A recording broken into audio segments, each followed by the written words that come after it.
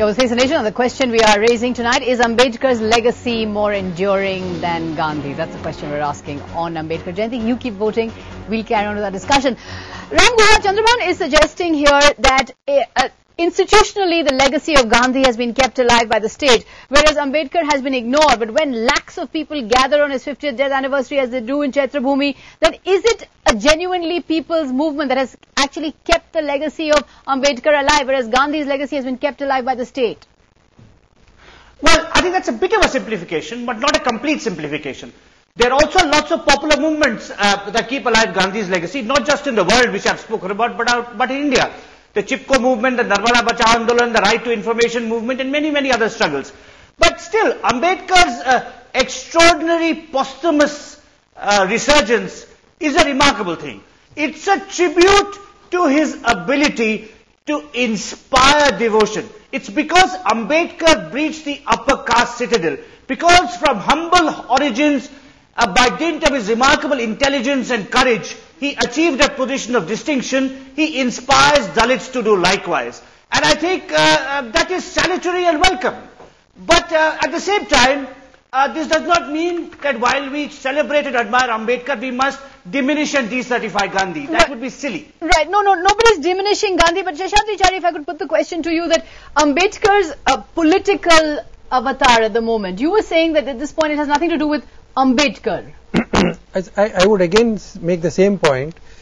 The victory of Mayawati or victory of a few Dalit parties or the so-called leaders of the Dalit community in the political arena, not in the social arena, in the political arena, this alone cannot be termed as the victory of all that Ambedkar stood for.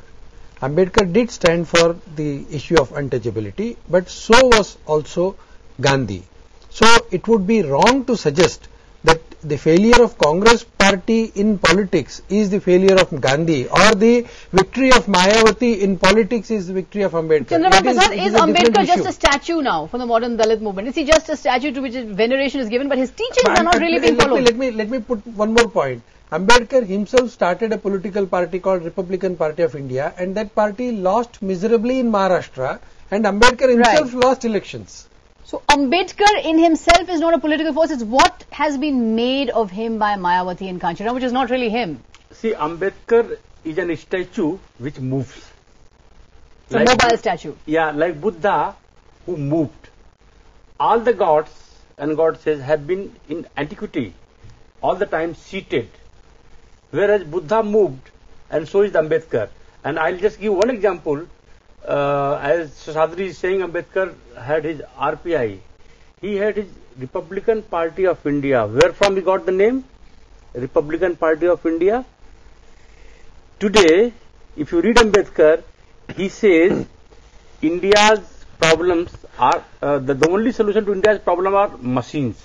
That he wrote in 1951. And he says India's best ally would be America in his 1951 manifesto. Today what India is thinking? The entire Indian middle class is thinking of going ahead with America.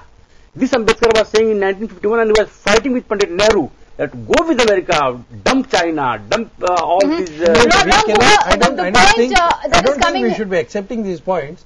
The whole of India is not turning towards America. Let's historians' view. Middle class India. One of the